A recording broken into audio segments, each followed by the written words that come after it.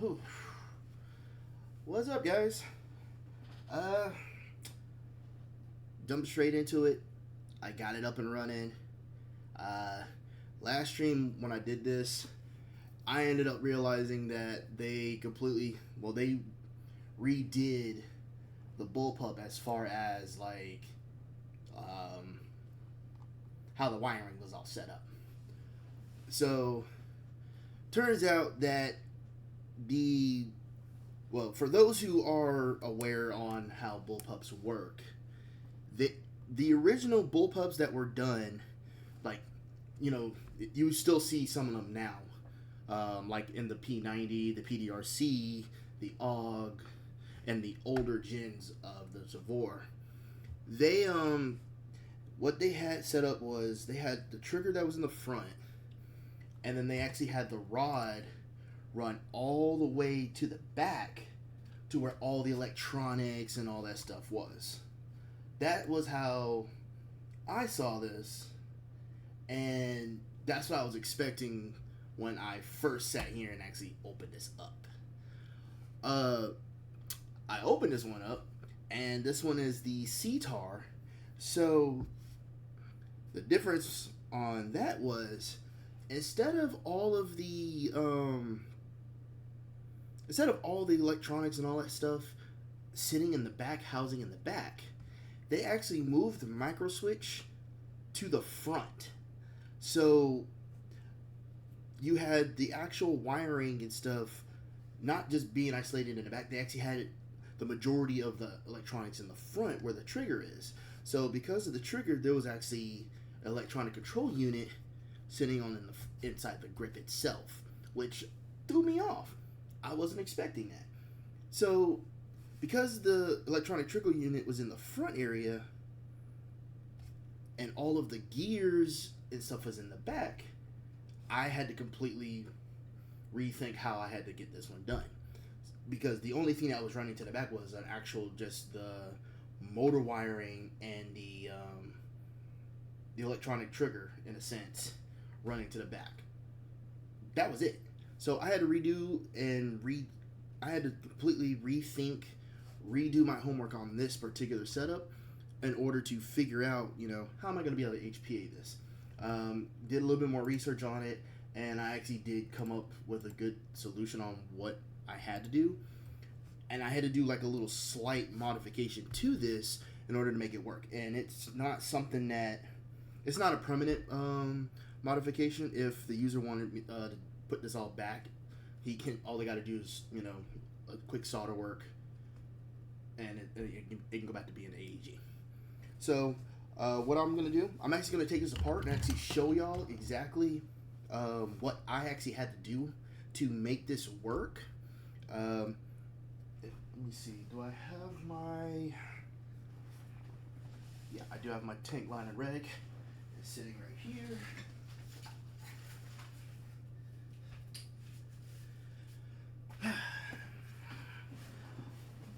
Luckily, I still have 2,000 PSI in my tank. Unfortunately, my compressor actually went out on me last weekend while I was out at the field. Fortunately, I was able to message the company about it, and they actually refunded me the money back, and I got another compressor on its way now. It will be in sometime this week. Gotta love Amazon. So, okay. So as you can see here, there is nothing inside the gun. This is just a mag stand.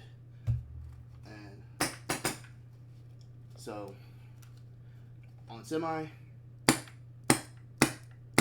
just one shot, and then when you flip the full auto, works just fine.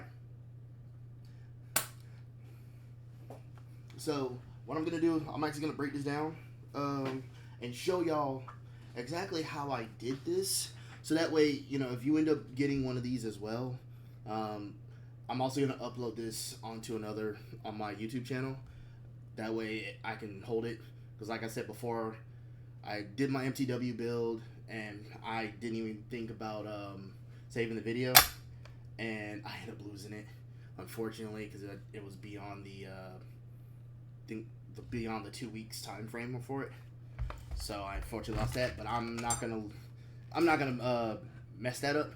So I'm actually gonna save this video and the previous video to re-upload for another channel. So let me go ahead and start breaking this down. If y'all had any questions or anything like that, feel free to ask away, and I can answer them.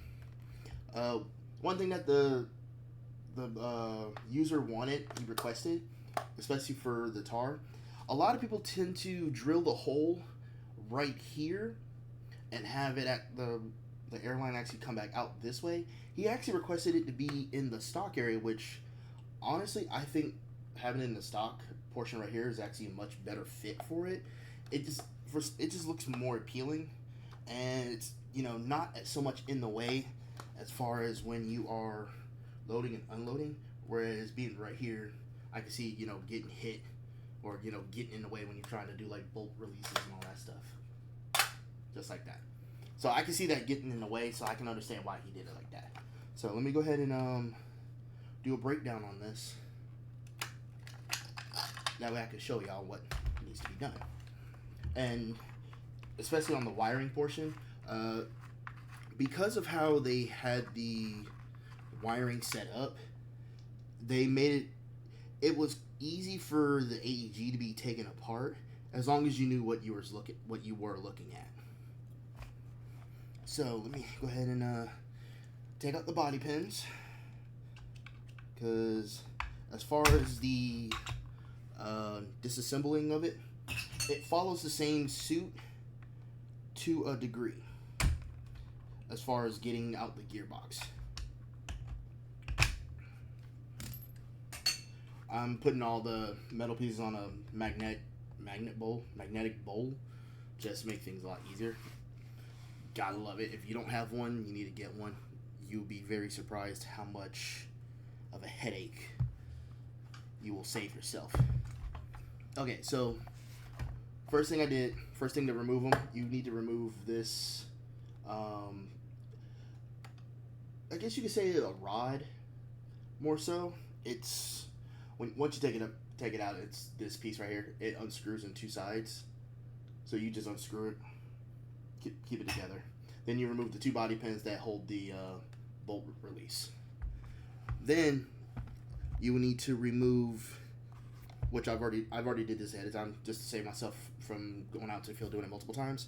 There are two Allen key screws here, or there's an Allen key screw on each side of this location right here, and then there's the set that's on the rail portion itself. So you need to remove that. If you have the Allen key that is in the Tavor in the little placeholder, use that one. If you don't have that one or you've lost it, just the typical Allen wrench will suffice for it. Because by doing that, you will gain access to the wiring.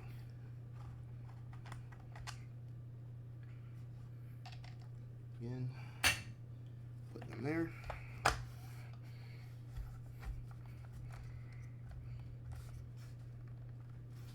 What was that? No.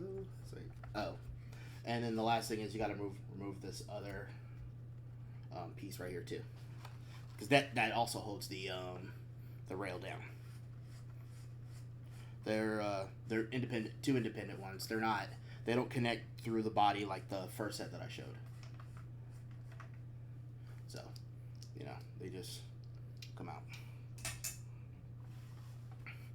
Then you can remove the rail. So now, to remove the gearbox out of the body itself, especially with the HPA setup I have right now, because the Tavor is using the universal wiring kit, I can actually take it apart from right here and get the engine out, no problem, and I can keep the majority of the wiring inside. So you just remove the main wiring from the FCU portion, and you can disconnect the FCU from the wiring. Remove the battery to save battery life, even though it takes some months on end.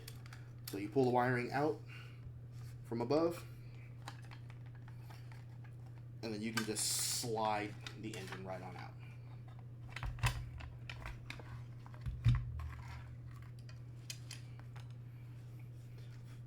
And I mean, that as far as getting to the engine right there, that's it.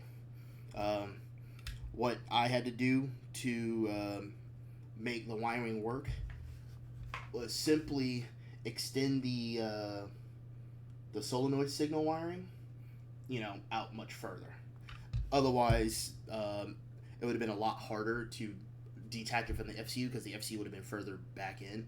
Then I would have had to extend the wiring from the selector switch and the trigger switch further back. So to make things much easier, I just brought everything more up to the front of it. And the bolt release and all that stuff still functions just the same, no problem.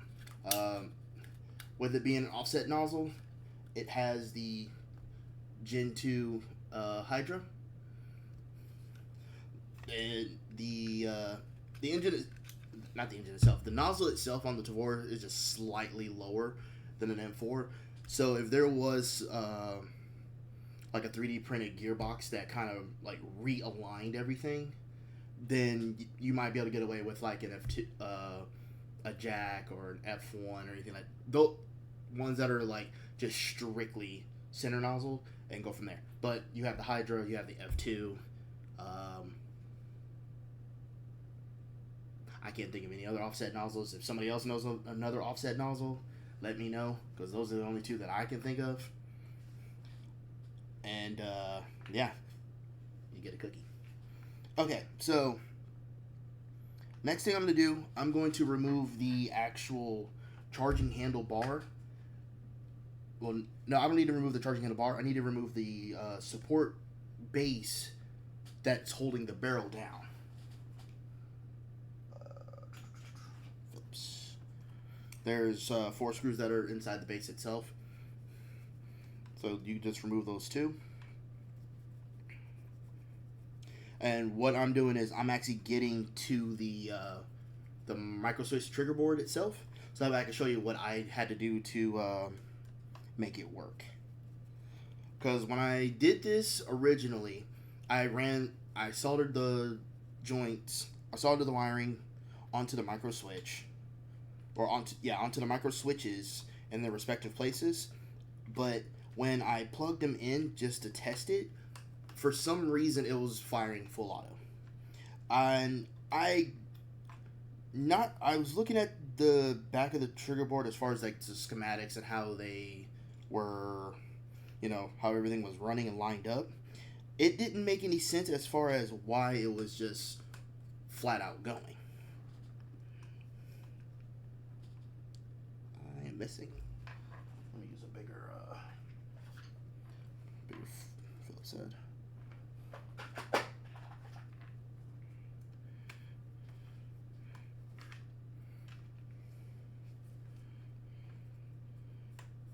Yeah, if you have any questions or anything like that, feel free to drop it down in the chat and I'll answer them. No problem.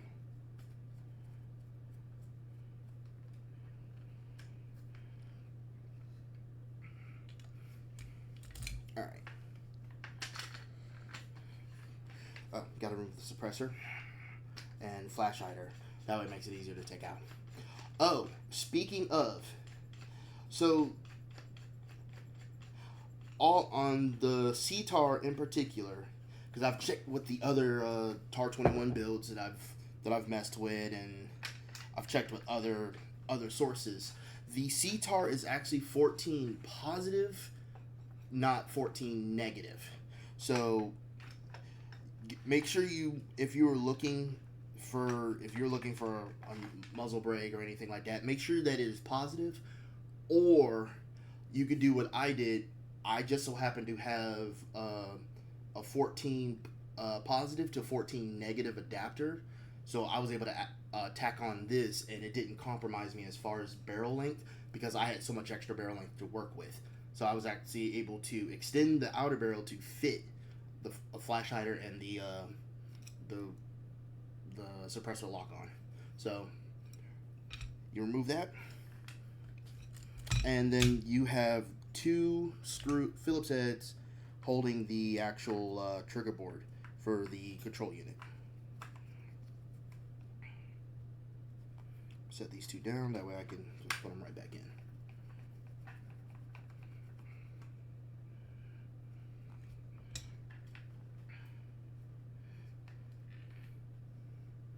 This is it right here. Okay. And just like that, all the wiring and all that is gone out of here. The control unit, before I converted to HPA, was actually housing all in here. I didn't know that until I actually started looking at the wiring and how it was all set up, because again, I'm used to the old school Tavors. There was the charging handle rod was on top, and you had the trigger rod across the bottom. So I was expecting all the electronics to be back here. Okay, no worries. Solder all the micro switches all inside the gearbox and call it a day. Well, with it being up front, I had to do a little bit of research and find out, okay, how was this actually put together? And so, getting a closer look at how the trigger board was set up, you have the bottom trigger. You have the bottom micro switch, which is set for the selector. So if it's when it's depressed, it's still single fire only, and when you actually press it, it's full auto. Whereas this top portion right here is actually the trigger itself. So regardless of the selector, you'll pull it, whether it's semi or full, you'll get a response. The problem that I was having was no matter what kind of soldering configuration that I had for the actual selector switch, as soon as I plugged in the battery, it would just automatically fire. And I was really stumped as far as why it was doing that. So to get a better demonstration, I'm gonna go ahead and have this all wired up. I'm looking at the mic and making sure that I can actually see what is going on, because I want y'all to be able to at least hear the solenoid clicking. That way you can see.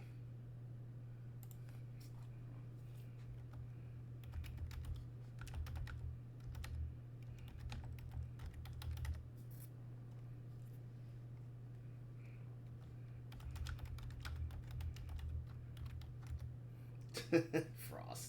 Yeah. Dude, this user phone, man. Twitch is on mobile. Use it.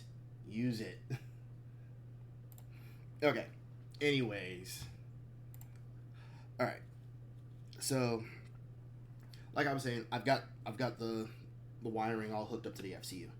So like I said, for some reason, no matter if it was pressed or not pressed or anything like that, for some reason it was always firing full auto. And it got to the point where I just didn't know how else I was going to do this other than completely detach the micro switch from the board itself, so that way there's no interaction with it whatsoever. So on the back side, I have the trigger, the micro switch wire for the trigger, and then I have the other micro switch completely independent of the trigger board itself. I just did a simple desolder, removed it, straightened up the contact points, and solder the things. So now, holding it like this and only hitting the trigger,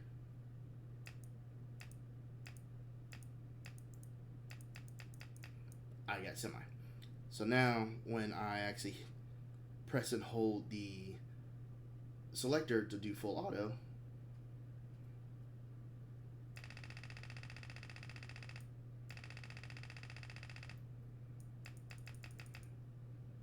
so that's how I was able to actually resolve the issue as far as the trigger board itself, which, like I said, was actually going to be the part that I actually had to do homework on. I was not expecting, everything to be in the front, which actually made it way easier to actually convert this, because I was afraid, I had to do any sort of bending like I've had to do before with the micro switches and all that stuff.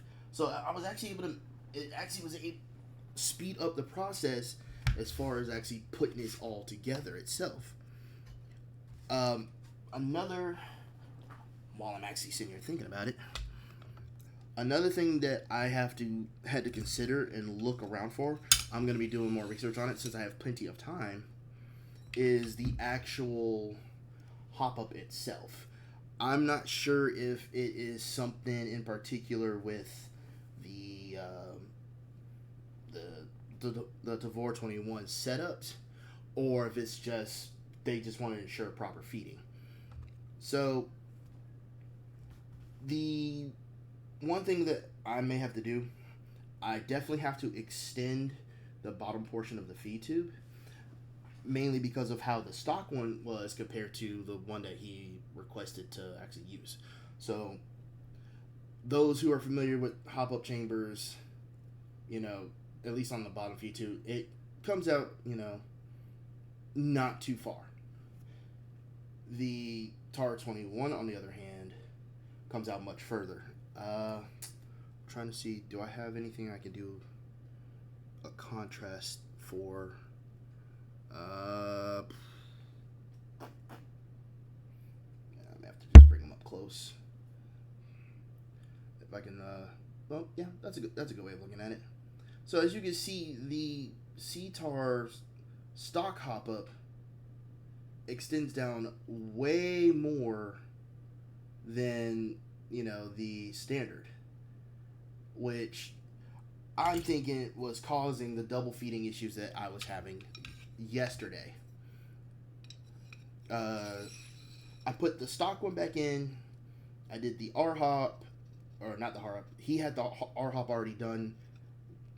Put that all in here. Fed beautifully. I had no issues whatsoever. While I actually do have a moment, I did tell him I was going to actually check and see if the Max Pro would work. So I actually have a spare upper right now that actually has a Max Pro in it. Thankfully.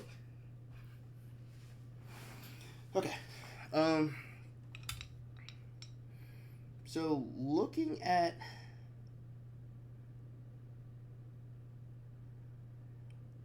just eyeballing it, a Max Pro might work. It's only a couple millimeters off, but I don't know if that's going to, I'm not sure if that's going to actually make that sort of, if it makes that big of a difference.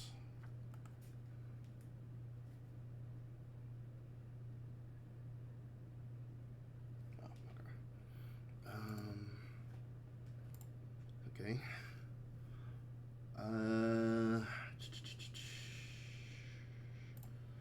Other series.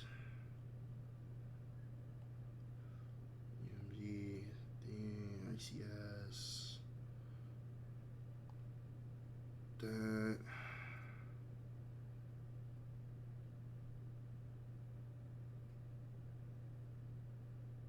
Gel Blaster. Ooh. I did say I wanted to convert mine for gel blasters, but okay, back to, let me get back to work. All right, all results for TAR 21. See, oh, that's for key mod.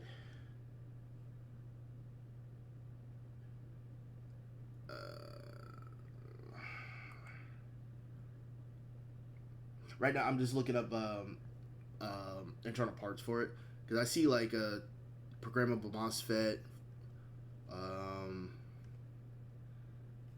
I see the HPA jack kit for it, but I'm seeing more external parts than internal.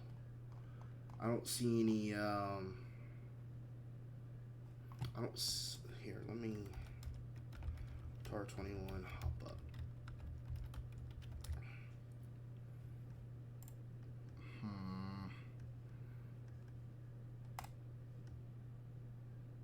Wait, what? Someone actually 3D printed one, but he said he preferred metal.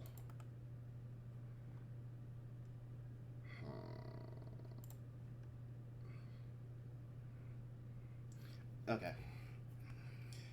So, okay, so I'm gonna be at a standstill. What I'm probably gonna have to do, because I'm looking up, there are apparently no aftermarket hop-ups, even though it takes M4 hop-ups. Obviously, there's an extension to it.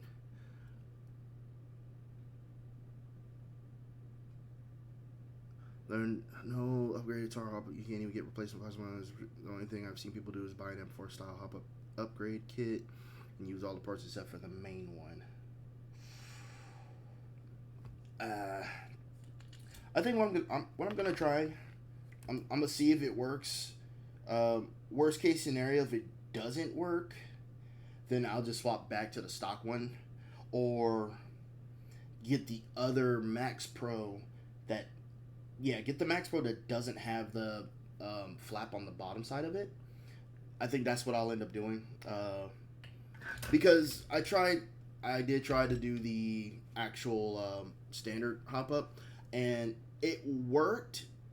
However, I was getting double feeding issues, and in order to do any sort of hop up adjustment, I actually had to get like a small flathead and actually do some measurement or do some adjustments on that. For some people, that may not be a big issue because once you set the hop up, you just forget about it, especially if you know you're going to be going for certain ranges. But I like to be able to have that ability to adjust it, and if I got to use more than my fingers to adjust it, that's going to be inconvenient for me on the field itself. So just for the time being, I've got this one.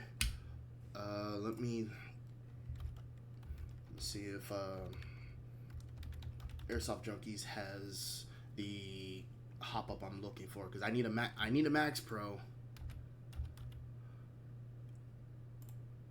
but I need to get one that doesn't have the little tab thingy. Just because on the inside of the Tavor, it's a small window, and I don't want to compromise having anything extruding from it, because like literally the window of the TAR 21 is literally the square that fits on the hop up itself. I kid you not, it may be a little bit bigger than that, and then you don't have any other room to work with as far as fitments. So what I may end up having to do is get one of the Max Pro doesn't have that actual the flap of the BB retention, but more of like the spring itself. I guess if you wanna say that in the best terms of it, and I am not seeing one. I do not see one. Okay. Let me check back on eBike.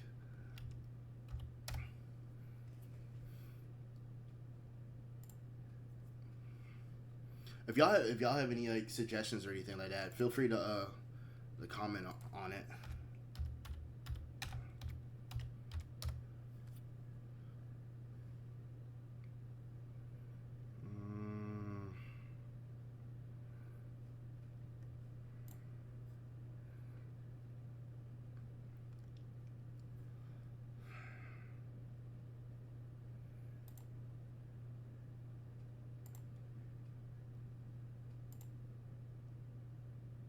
Stand for W. That's for the MTW.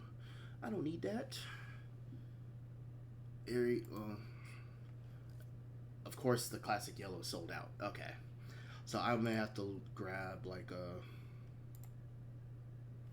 Oh, and this is the yellow that doesn't have the. Okay. Okay.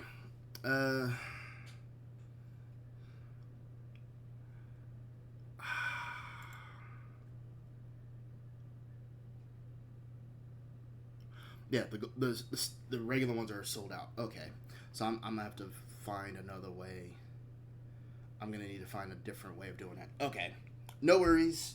I've got plenty of time on this build. The fact that I actually figured out the micro switch setup like right away, it put me way ahead of schedule as far as getting this done and back out to the user. So I've got room to experiment, and especially on how this can easily be broken down and put back together. I'll have plenty of time to figure out what options I have as far as hop ups, because I really want him to have the all the stuff done. Actually, yeah, Champ, I was just actually talking about that. So I'll explain it again for people that are just joining in. So the electronics, it's all powered by the electronic triggers. It was all powered by ECU that was located inside the grip itself.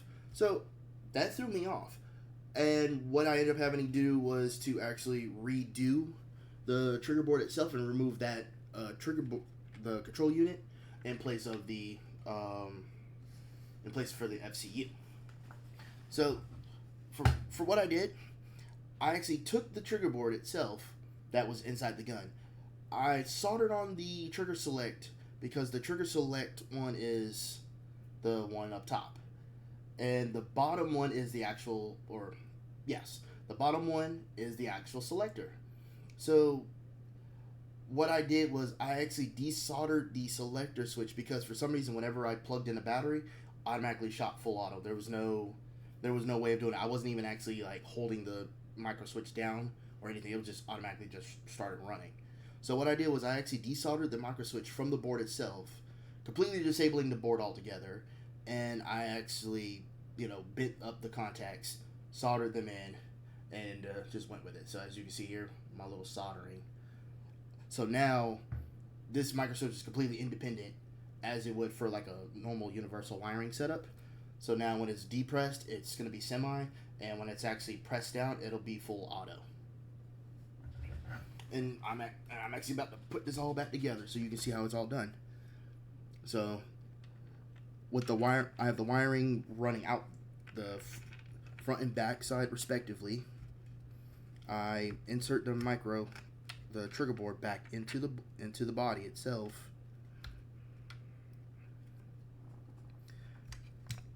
And secure it back into the body.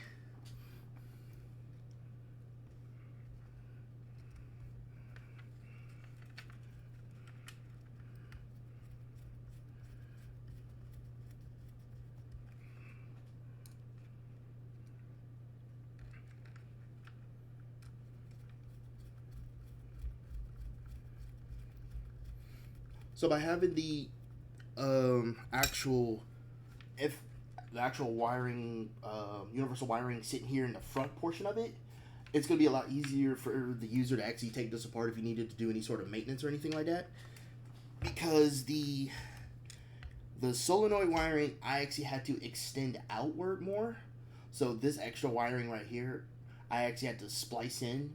So that way the FCU and everything can all go into the front portion of it rather than stay in the back. It just I figured it'd make it a lot cleaner.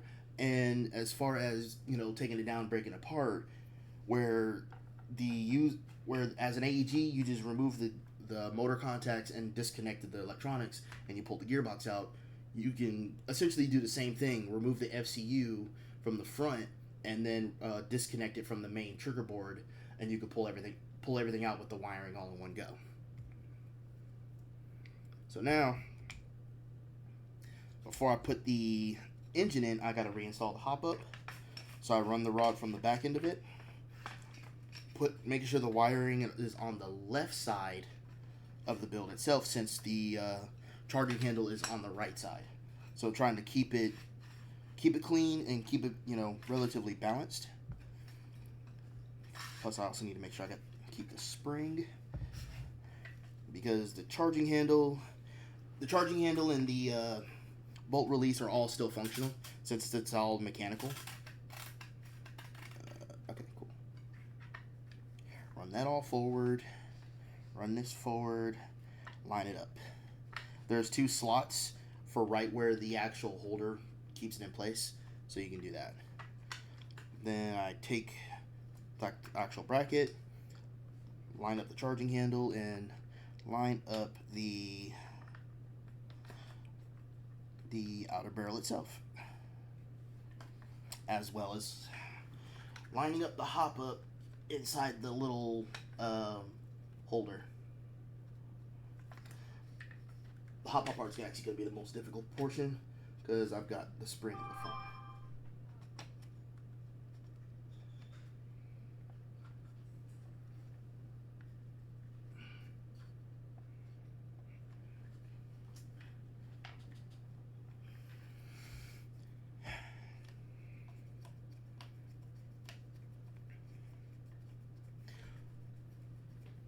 What's up?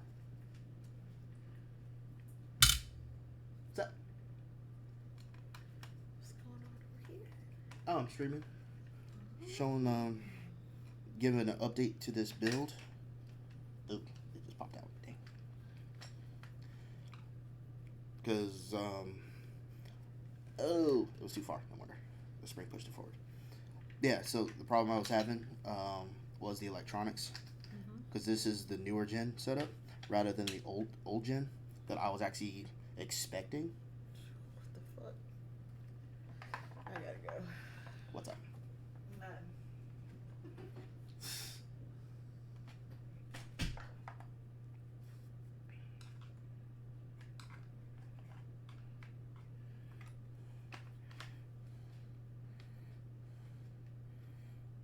As soon as this thing decides to sit, I can get this back in there. Because it's got to actually, like, sit in the spot perfectly. Otherwise, it's not going to actually go right in there.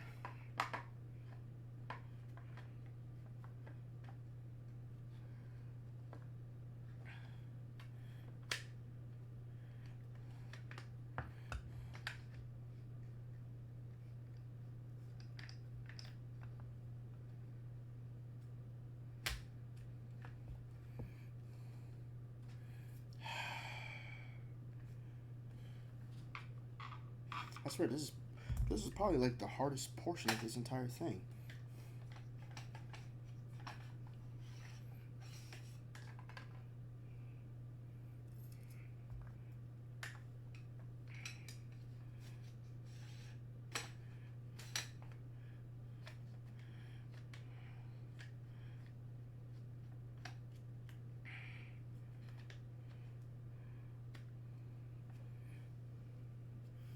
Finally, okay. Now it will hold.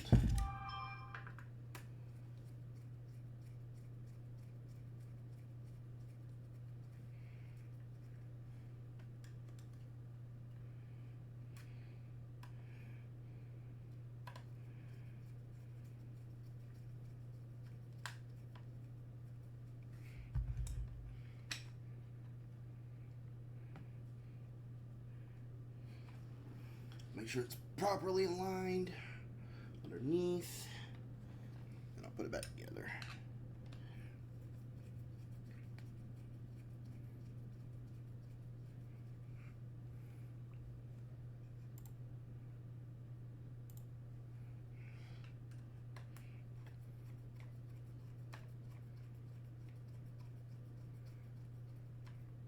$50 million twist turns later.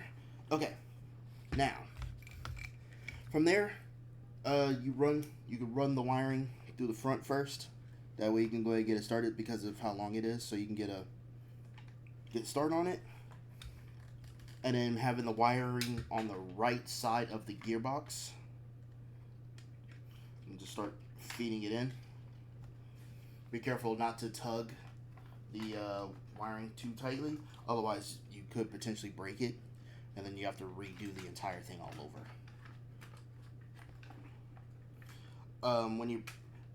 When you're running it, try to run the wiring to the right side of the gearbox, and be careful on how the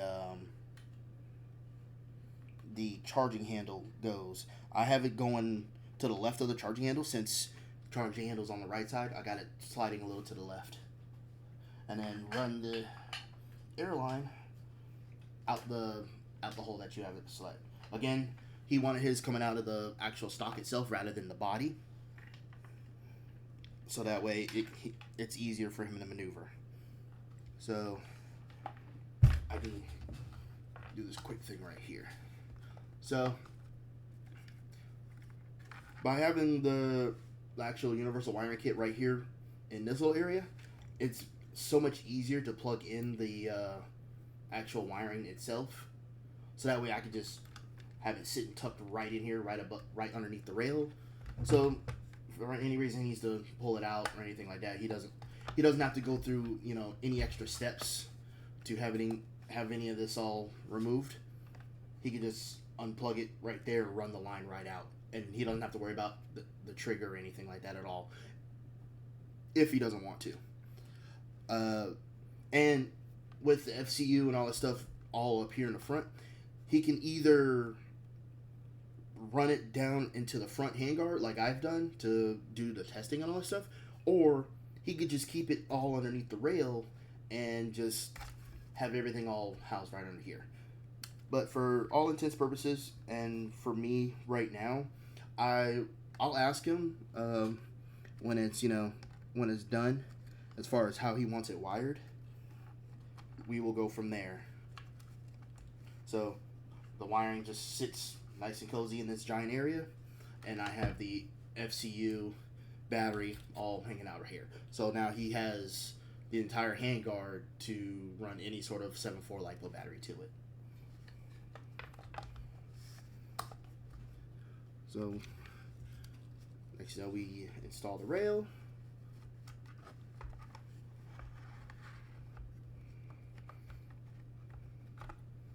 Slide it back in.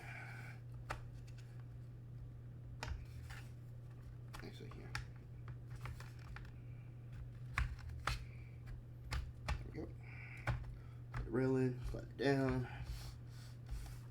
Get the two halves, or the two independent halves. Secure them in.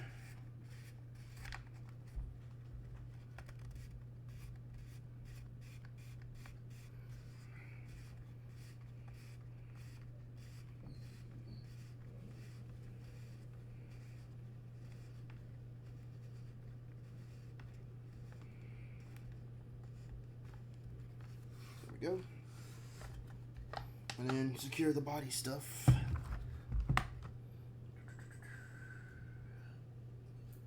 Go ahead and do the charging handle now.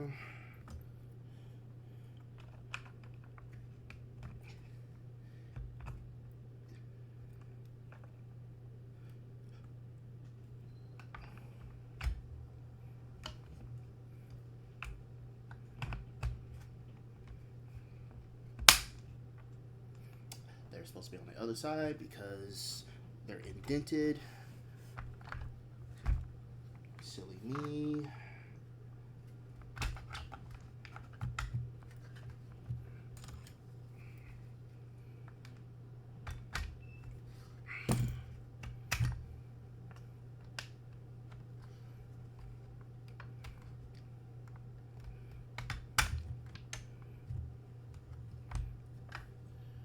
Put the little bridge part back in underneath the gearbox to keep it held in place.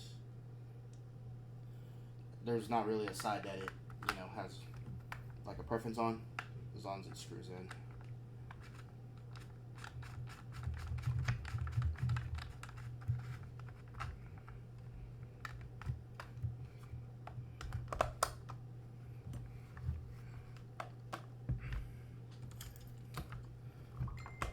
Body pin going in.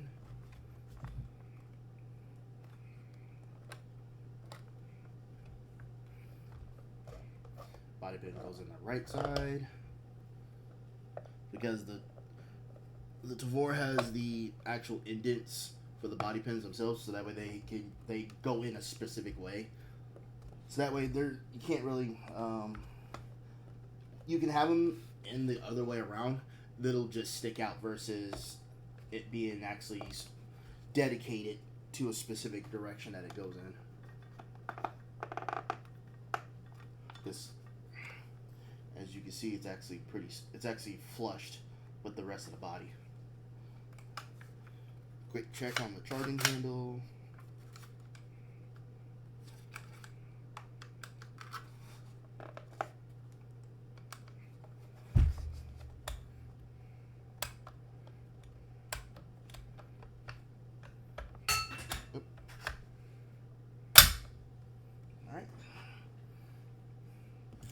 Charging handle does work.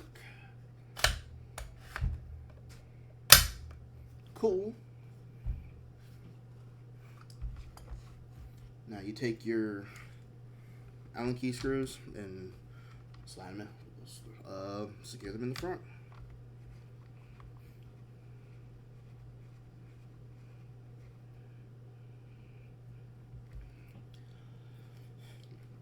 I definitely gotta say, with the newer gen Tavors, with the micro switch and all the electronics in the front, this is actually just about as fast as converting one of like a traditional M4 or AK to HPA at this point.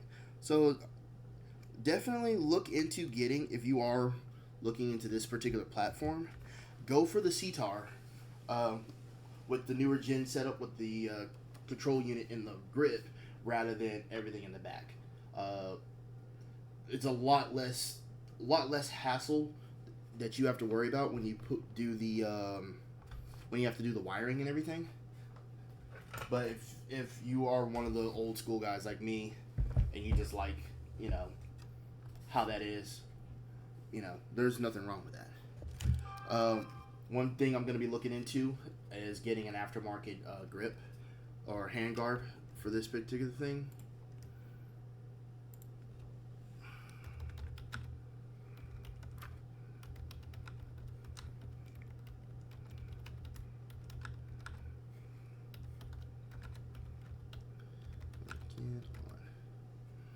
There we go. Just doing a little quick check on everything.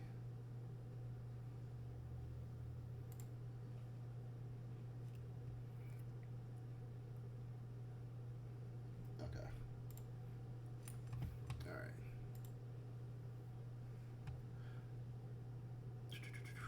Okay. So he wants to get a rail.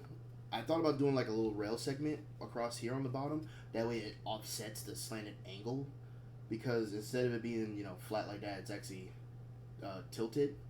So they do sell rail segments to offset that slant to where it's flush. So he wants a foregrip. Another option I was looking at was getting rid of this altogether to go for like an aluminum setup to be more M-LOK friendly. Unfortunately, those things are hella expensive, like $60-$80 right now, and a lot of places are actually sold out on them. So it's probably gonna be a bit before anything can be found.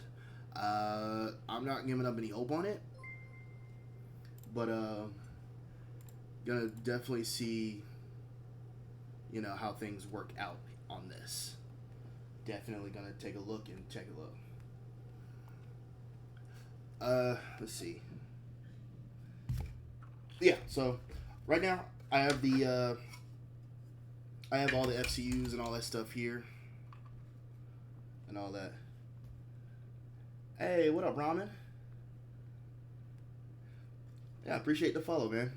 I'm gonna be starting to do more of these builds. A lot of people have been requesting to see the type of guns that I work on and everything like that, because this is just one build that I've done for people. People have seen my Black Ice in the Airsoft International Discord and the Speedsoft Discord. I've got my MTW that I've done, and I've got other people that are going to be sending me things along the way to do HPA conversions. And if people like me working on this stuff, I have no problem streaming it. It'll help people it'll help new players, you know, understand what goes on as far as behind the scenes as when it comes to converting these to HPA. Plus, they can also ask me questions about how things work, what can they look for, you know, things like that. So that way they can get actual real time answers. They'll also have, you know, access to the Discord and all that stuff as well. They can ping me on there. But yeah, I figured, you know, this would be a good way to help the community. You know, another way to help the community out. I was reluctant to do Twitch streaming as far as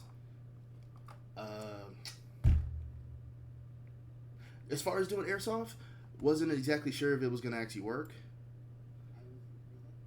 But you know what? I was like, you know what? If I get banned on here for streaming how to be more technical, more tech savvy with their stuff, and actually be, you know, a positive benefit for it, then, you know, I just need to just do it on Discord, you know, do live streaming on Discord, things like that, just keep Twitch to, you know, my gaming stuff.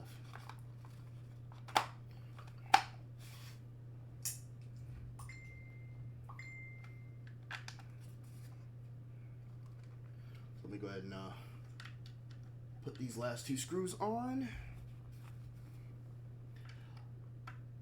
So when I was out at the field earlier today, I was streaming, or not streaming, I was in between reffing birthday parties and doing this, testing this out. So far, the original testing I did, I didn't even like bother trying to adjust the dwell or anything like that. I only had like at 0.7 joules, and I was already engaging the 200 feet range of it, despite being at only 0.7 joules. Reason being, it's because this thing has an R-Hop barrel already installed in here, as well as the hop up bucking and the nub. I just had to change out the actual chamber itself, because it was giving me double feeding when I first tested it out on Saturday. But now it's actually way more consistent as far as feeding, but it's the stock hop up. Alright, man, take it easy. I'll try and do more of these, more convenient for the UK guys as well. Actually, a good bit of UK guys wanted to see what kind of builds I have, behind the scenes. But yeah, man, you have a good night. So now, once again, grab my airline. Let me go ahead and put this on. Now I'll just screw this on.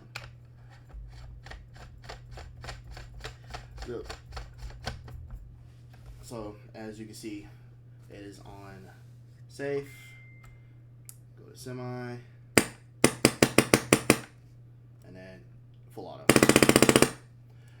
He can adjust all the dwell and all that stuff out of the handguard, no problem. Or if he wanted it, he can leave everything up here in the top and have the handguard completely opened or anything like that. Depending on, what kind of rail setup, depending on the rail setup we end up going with. I think he's going to go more for the skeletonized look, so he'll be able to run everything, straight to the back. Or really and truly, if he really wants to, he can actually run the FCU and stuff actually all the way back here. There is enough wiring to make it work, and just have everything all housed back here in the back and not have to worry about anything in the front until he has to take it apart, at which he just needs to remove the rail, remove the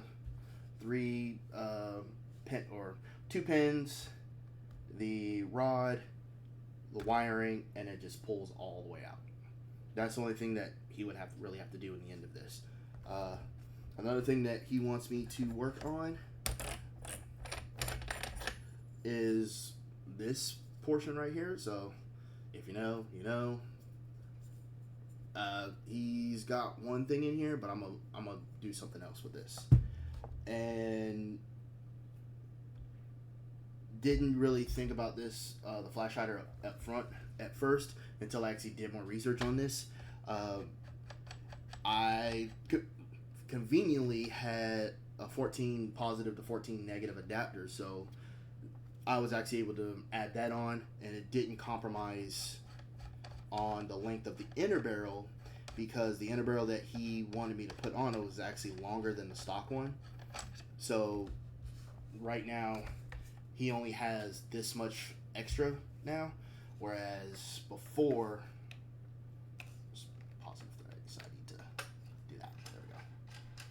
Before he had all that. So positive to negative threading,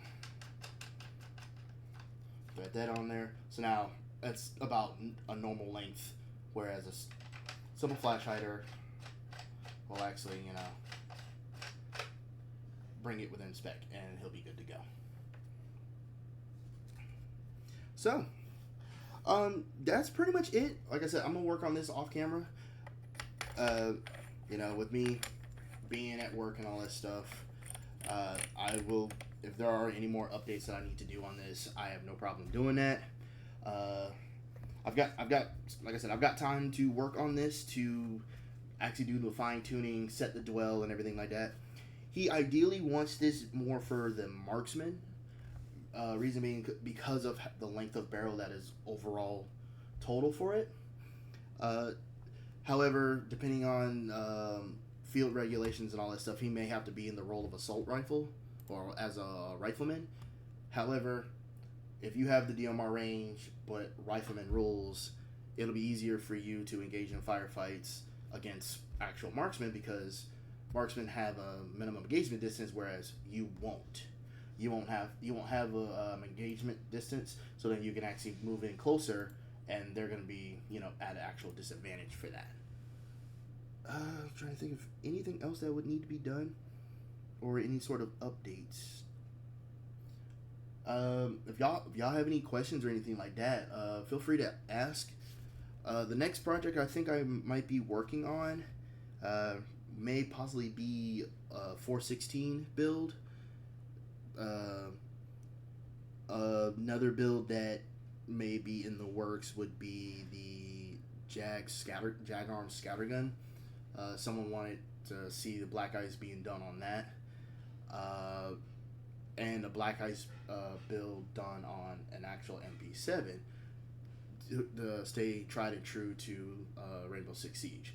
So the MP7 and the Jag Scattergun, the Scattergun will resemble more of the M870, just a little bit longer. If there is a way I can make it shorter, you best believe I will try to do that. The odds of it are pretty low, because I am not trying to do too much like that right now. I'm trying to build backup funds and everything like that. Especially with everything that's been going on, I'm trying to get other projects resurrected and get back on track. Especially since the pandemic hit, it really messed up everything that I've been doing, and it halted a lot of my progress to the point where my health started becoming an issue, so I started taking care of that more than other things like that. But I'm getting everything around and getting that done.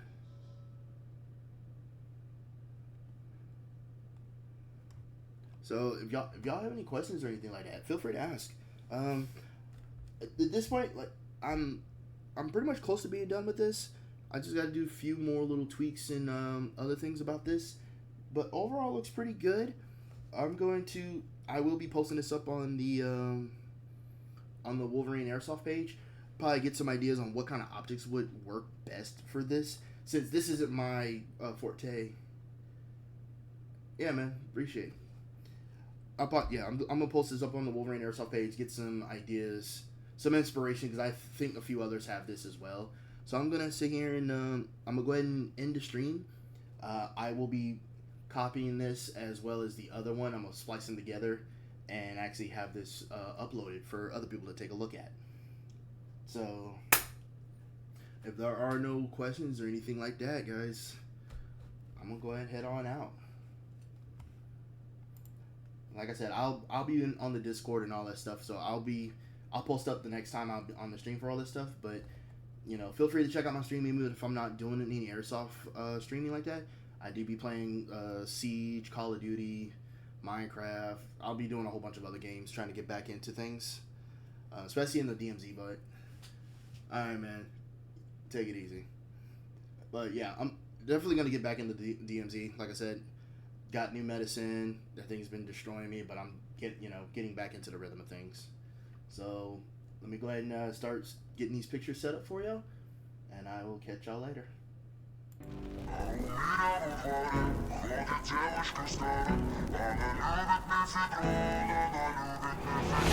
А у меня во дворе ходит девушка.